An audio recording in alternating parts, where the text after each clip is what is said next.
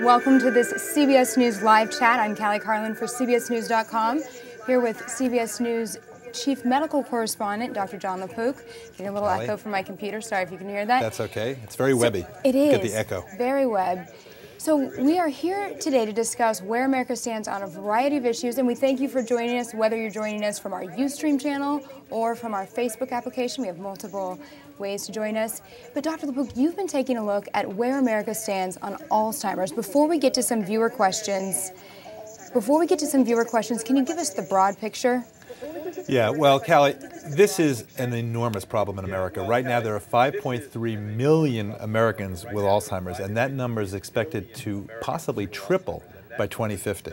And there's no cure right now. There's no cure, there's no effective treatment. So this is a huge problem. I mean, not only for the patients, right? For the patients, it robs them of their memory, it robs them of their thinking, but it also robs them of their dignity and eventually their life. I mean, the average lifespan of somebody with Alzheimer's is only 8 years. So it's a big deal. And tonight we're doing this major segment, Where America Stands on Alzheimer's, for which we traveled, the 7 seas to try to figure out what's the latest and greatest in the diagnosis, treatment, and even prevention of Alzheimer's. So we went down to New Orleans and we visited a family, 3 generations of women who have been absolutely devastated by this illness. And I don't want to give it away too much, but I mean, really, we show you up close and personal what is going on with them, and you get a sense. There was a moment with them where now the ringing has stopped, or the reverb has stopped. There was a moment that I will never forget where the 3 generations of women, the grandmother, 78, 55, and 31, they're sitting across from me at the kitchen table, and 2 of them have Alzheimer's disease. Okay, and they're grasping each other's hands under the table. They're holding on to each other for dear life. And it was really very, very emotional. So our viewers tonight are going to really get to see what it's like for caregivers to live with somebody who has Alzheimer's, huge issues there. And then we went up to Harvard and we spoke to some of the world's greatest researchers on Alzheimer's to see what is the latest about that. And we'll talk, I guess, during the broadcast about what that latest is. And finally, there was a little bit of a tease, which I'll tease everybody for tonight. I want everybody to tune in tonight. But what if I told you there's a place on this planet where people pretty much almost never get Alzheimer's? You won't give it away now? I ain't telling you now. No, you have to watch the CBS Evening News with Katie Couric at 6:30 tonight on Eastern Standard Time. Well, my first question in relation to the family that you said you interviewed, 3 generations of women, because my grandparents, 2 of my grandparents had Alzheimer's. How much of a component are genetics in whether or not you'll get Alzheimer's? And then we're going to get to some viewer questions. Okay, genetics are a component, okay, but here's the problem, or the issue. They may increase your odds of getting Alzheimer's if you have the most common genetic variant. You may increase your odds by, say, 3 times. But it's not a guarantee that you're going to get Alzheimer's. And so the issue is, do you want to know if there's no effective treatment? So, some people think this way, some people think the other way. So it's there are ethics. But wouldn't you want to know for prevention? And that leads us to Gene Ryan's question, which is, what are the opportunities for prevention and reversal? Where do we stand right now in preventing it and reversing it? The first question, right to the meat of, I think, the most exciting area of research today, which is prevention. And when we went up to Harvard, I discovered something that I did not know, which is that the current theory is that the changes that happen in the brain start about 10, 15 years before the symptoms of memory loss begin. So, of course, researchers immediately say, okay, how can we figure that out? Well, previously, you had to find the diagnosis of Alzheimer's at autopsy. We have to say what causes Alzheimer's, right? So the leading theory is that it's a sticky protein called amyloid, beta amyloid, and that gums up the brain and interferes with the synapses, the ability of the cells to communicate with each other, and it leads to memory loss, okay? Over time, that builds up. So if there's a way that we can pick up amyloid in somebody who's living and not have to wait till autopsy, wouldn't that be great? Because traditional CT scans, MRIs, they just look at the brain when it's late, when it's shrunken, and that really, by that time, it's too late. So there is a new test called a PET scan, okay? And the PET scan can stain amyloid in the brain of a living person. So you say, great, person has amyloid, we know they have Alzheimer's, right? No. Because recent studies show that about 30% of people over the age of 65 have amyloid in their brain and yet no memory problems. Right? 30% of people over 65 who have no memory problems have amyloid. And the million-dollar question is, who among them is going to go on to get Alzheimer's? So Risa Sperling, who is a physician and a researcher up in Boston, is doing another test that's coupled with the PET scan called a functional MRI. Functional MRI is that traditional MRI of the brain, but it's actually looking to see how well the brain is working, actually functioning at this moment. So she's matching the two up, and she's saying, okay, she shows you a card and says, memorize this person's face. And we show this in the piece tonight, by the way. And then later on, she'll show that same card. And the memory areas in the hippocampus, certain memory areas of the brain, are supposed to light up on the functional MRI. And if they don't, then there's a problem with memory. And so by doing these sophisticated tests, you can pick up changes in the brain that happen, say, maybe 10, 15 years before the symptoms will begin. And now the million-dollar question is, so once you determine that, can you actually prevent it from worsening? And the reason why I had to go through that whole rigmarole is that we have a bunch of drugs right now that people have tried that sop up or destroy the beta amyloid in the brain, thinking, okay, fine, you have beta amyloid, that's the problem, just get rid of the beta amyloid and you'll think better, right? Well, wrong. Because the trials that have been out there have tried that, but mostly in people with fairly advanced disease. And the analogy that they gave me up at Harvard and Brigham was, it's like waiting for somebody with heart disease to have 5 heart attacks, and they're in heart failure, and then you say, hey, would you like this Lipitor? That'll help you. Well, it may help you a little bit, but it sure is not going to help you as much as it would have had you given it 10, 15 years later at the beginning. So they're thinking maybe these same drugs or other variants of drugs that get rid of amyloid or a related protein called tau, T-A-U, which are these tangles inside of cells that goof up communication and function of cells. Maybe if we start attacking them earlier, much earlier, before there are symptoms, that's really going to be the key to prevention. All right, and that's medication, right? Right. But America is a country where we like to say everything's in a pill, right? You know, you have high blood pressure, take a pill. You're depressed, take a pill. You have high blood pressure or cholesterol, take a pill. So what are some lifestyle or nutritional things we can do to prevent it? That's exactly where we're going now, to say, look, maybe we want to find the magic bullet, we want to find the great pill, but until then, let's look at lifestyle, and especially exercise and diet. There's a study that was absolutely compelling to me that was done up in Washington Heights out of Columbia over the summer, published, that looked at people, average age 77, elderly people, and they followed them for a number of years. I think it was about 14 years or so was the course of the whole study. And those people who followed a very strict Mediterranean diet and exercised a lot had about a 9% chance of Alzheimer's. That may sound high, right? But at 77%, it's actually a little bit on the low side of what you would expect. Those people who didn't... It's 1 in 8 over 65. Well, when you reach age 65, 1 in 8 people from that point on will eventually develop Alzheimer's. But by the time you get into your 70s, it's higher than that. It's probably in your 20s, maybe even a little bit higher than that percentage. So 9% definitely is lower. 9% is low, right? So 9% in those people who exercised and had strict Mediterranean diet, and 21% in the people who didn't. Okay. Now, it wasn't a perfect study. It was an observational study. All of those caveats. However, it's interesting. Now, there is some lab evidence that if with rats, these mice that have been bred to develop Alzheimer's, they have amyloid in their brains, and you can actually put them on a treadmill up in Dennis Selko's lab. He went to Petco and got one of these exercise little things. You see these mice doing exercise and trying to keep them stimulated and having them in a stimulated environment, and they're looking to see whether the amyloid either goes away or whether somehow the exercise helps negate the effect of the amyloid. So, it's fair. And then the other thing is there's some evidence. There's really not a lot.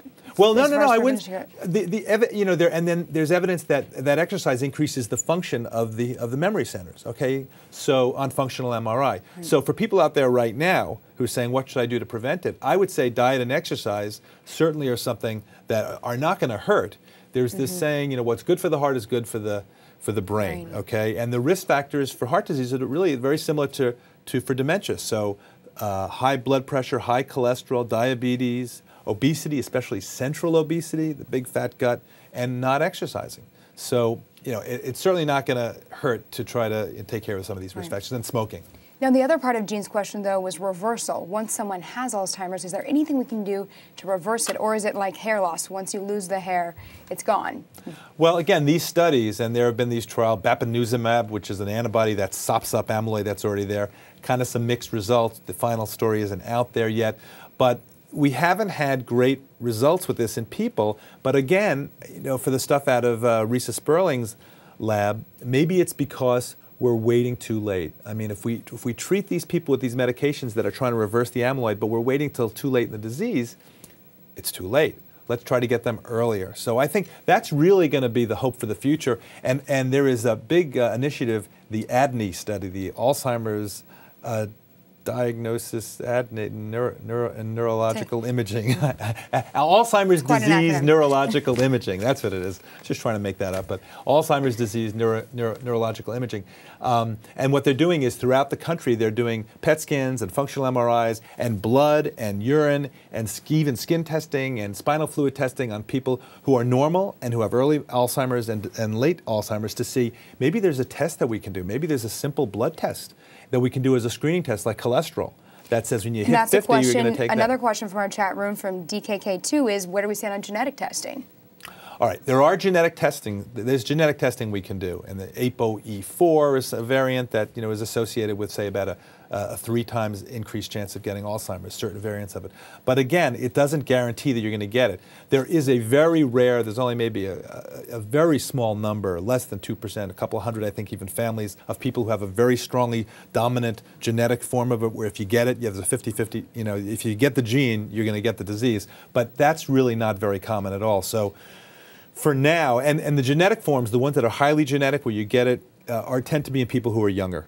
Okay, so the question is, if you have a family member who got Alzheimer's and is in their 70s or 80s when they got, what's it really going to buy you to get genetic testing? Are you going to do something differently about it? Is it just going to be to make you? It's like when I have a patient come in and they have high cholesterol and they have high blood pressure, is there something I have to do to convince them to do exercise and diet, and or really should they just do it anyway? So, I mean, people out there should do diet and exercise. It's the only thing that we have right now. There's no medication we're going to give them that says, oh, look, you tested positive genetically, there's a 3 times increased chance. Here's the risk benefit. It's worth it for you to take this drug. We're not there yet. We don't have that drug, but we're hoping that we get there. How far do you think we are away from having a drug? Every time anybody's asked us, I ask them up there, and they say, we always say it's 5 years, and then it's another 5 years goes by, and it's very tricky because they thought that amyloid was the answer, but it looks like maybe and Dennis Selkoe believes it's the answer, but there may be something else. There may be some other factors involved, and people have tried all different types of approaches to this. Is it too much inflammation? So people have tried giving anti-inflammatories with mixed results. Are you missing certain nutrients? So there was a recent report a few days ago about giving a cocktail of various antioxidants and phospholipids, I've even read yellow curry can help. Maybe. And I think people swear by all this stuff, but nothing has been shown to really do the trick right now. So that's why we have to do much more research. Now, to back it up, a question actually from the room from Tyrone is, where does the name Alzheimer's actually come from? Dr. Alzheimer, who I think it's Alois. I don't know how that is pronounced. Spelling got tweaked a little bit. In 1906, there was a patient with Alzheimer's, a woman, I believe, and she had dementia, and I believe the diagnosis was made at autopsy, and they looked in her brain and they saw these neurofibrillary tangles and plaques, which are the hallmark of Alzheimer's disease. Those are the pathological changes that represent the amyloid and the tau deposition. And it got the name Alzheimer's disease, and it's stuck. And it was over 100 years ago, and we still don't have a cure. Right. And we've seen the number of cases increase, and you said they're projected to increase 3 times by 2050. Why is it? Is it because people are living longer? Are we diagnosing it better? Why do you think we're seeing such an increase in cases? I think it's basically that we're living longer, okay? 95% of people who have Alzheimer's are over the age of 65, right? So then the next logical question is, okay, what percentage of the American population is over the age of 65? 100 years ago, that was only 40%. So most people didn't live long enough to get Alzheimer's. Now, 90% of Americans live until 65. So there's a much greater chance of developing Alzheimer's. Now, at the same time that this is all happening, and we don't have a cure for Alzheimer's, we don't even have a treatment for it that's effective, we're doing better at other things. So deaths from strokes, deaths from heart attacks going down, deaths from Alzheimer's went up 50% in the last decade. So that is So the deaths are up, plus it's the cost of care and the quality of life. Right. One estimate I saw, I don't know how you make this estimate, but they estimated $20 trillion over the next 40 years. Medicare costs triple in somebody who has Alzheimer's, and the huge cost, not only financially, but emotionally to these people. I mean, you'll see in the segment tonight, it's just devastating emotionally to people, the caregivers. I was on the Alzheimer's message board, and in the last couple of days, alz.org, Alzheimer's Association, and they've been wonderfully helpful. And I've been answering one by one and listening to these stories that people write, and it's so poignant. Some of them, many of them have early Alzheimer's, and you see the little bit of change in their syntax, which is so moving, but they're still thinking. And in fact, today, this morning, I read a very impassionate blog by somebody, a message to me saying, please let people know it's not just a memory problem, it's a thinking problem. It's not just memory, it eventually affects your whole brain, and it's such a cruel disease, and what's such a cruel moment, and you see it in the women in Metairie, which is the suburb of New Orleans, is they're at that cruel stage where they can still understand what they're losing and what they've lost, but they can, and they can still also see the silhouette of what's yet to come. So they're still kind of with it. They're still with it. To know that it's going to get worse. And it's a cruel stage. And then, later on, they see other people who have gone to that other stage. And then the other problem, which I really want to do a segment about, is what about spouses? What are even the ethics behind that? It's for better or for worse, right? Okay, this is for worse. And both of my grandparents got Alzheimer's. And in a way, we said it was almost a blessing that they both did, because they went through it together as husband and wife, which, as you said, if it's just one spouse, that can be even more challenging to watch one person's mental state capacity really deteriorate. So obviously, we understand the spectrum of the problem and the cost of it emotionally and financially. So why is it taking us so long to come across a cure? And is Alzheimer's receiving the same amount of funding for research as some of the similar diseases and illnesses? Funding. There is a funding initiative now to try to get more funding for them. Of course, everybody always wants more funding. I think I'll tell you one of the real issues is, and I'm a physician, I'm a practicing physician, is that I don't think physicians are hip enough. I don't think we're well educated enough about dementia and the importance of picking it up early. I mean, in my practice, it's the biggest fear people have. They come in and they say, I think I'm losing my mind. I'll go, what happened? I was making a phone call, and I was dialing, and it was ringing. Somebody picked up. I had no idea who I was calling. Or I was in the middle of a sentence. I lost my train of thought. Or I saw somebody. I know this person like I know the back of my hand. I couldn't think of their name, okay? And people have said that to me, right? And of course, I've had that happen to me. I have too. a typical response is, oh, it's just normal aging. Don't worry about that. That happens to me too. Okay, now the truth is that much of the time it is going to just be normal aging. But what about if it's the earliest signs of dementia, okay? So I think doctors have to, it's a tricky tightrope to walk, right? You want to take the person seriously. You don't want to alarm them, but you do need to be able to learn how to do these simple mental status exams. There are mental status exams you can do in the office that are a screen, and then if the person doesn't do well on them, then refer them on to an expert in the field. There are medications, 5 of them that have been FDA approved, to treat the symptoms of Alzheimer's, okay? But they tend to, and they work, they can stabilize symptoms, but they tend to wear off after a while, maybe about a year or so, and they don't do anything to attack the underlying disease. That's what we need, Callie. We need to attack the underlying disease and get rid of that. Right. In the meantime, we have a couple more questions from the chat room about causes. One from Seabow, do you think that there could be a link in mercury dental fillings in Alzheimer's? And then another question from MJ721 about aluminum. I was going to say, and when the mercury question was out, I said that's always that goes with aluminum. Exactly. People have looked for that, okay, and it is not.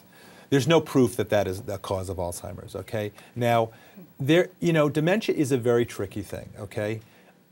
First of all, there's confusion about dementia.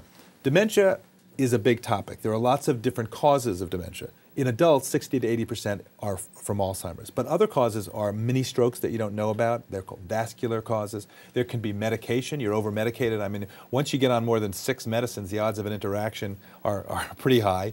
You can have low thyroid. There are lots of other things that can contribute. And the reason why I bring this up is that if the person does have a tendency, maybe you're that 30% of people over 65 who have amyloid. So you're starting to get some deposition, but you're still pretty okay. And by the way, people with higher education, it can be harder, trickier to pick up the changes because they do tend to do better on these simple tests, right?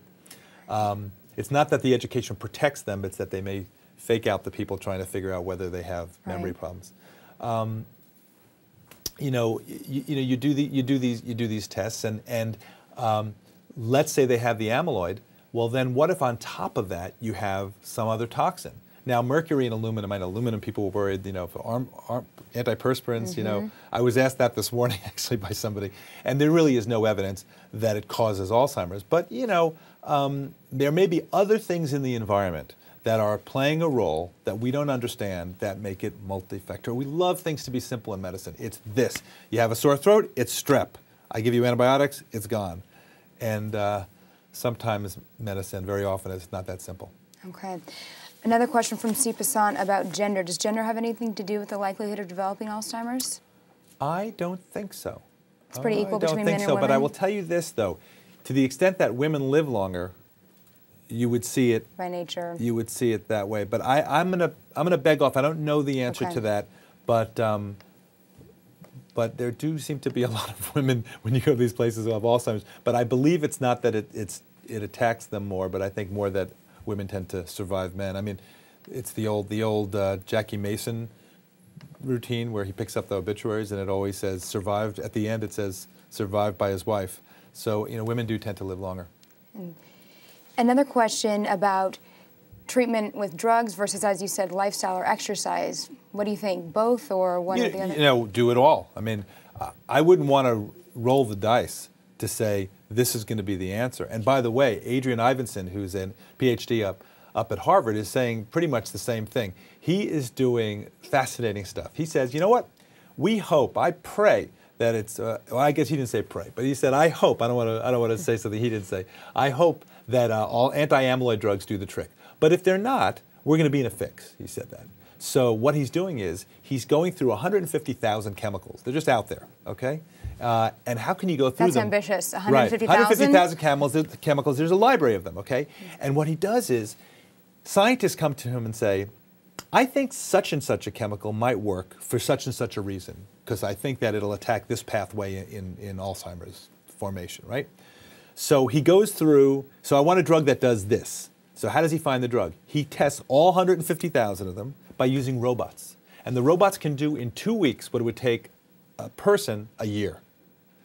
So he's doing this up at Harvard, and the idea is to get a pipeline of other drugs out there so that in case the anti-amyloid drugs don't work, we've got something to fall back on. Just in case. Yeah, so that's really, and so I think, that's the philosophy. Don't just rely on the fact that, well, maybe bapineuzumab or Remem, which is an anti-tangle drug, the anti-tau, or bapineuzumab, which is an antibody that stops up the amyloid, that's going to work. Instead, let's try to, cover all bases, look through the 150,000 chemicals, throw as many lines in the water as we can. Do the exercise and do the Mediterranean diet, I think. And then, if you watch tonight, you'll see where that place is. That mystery place is. That mystery place is. And then maybe take a look at their lifestyle, which is being done right now. Looking at their lifestyle and saying, what in the world are they doing?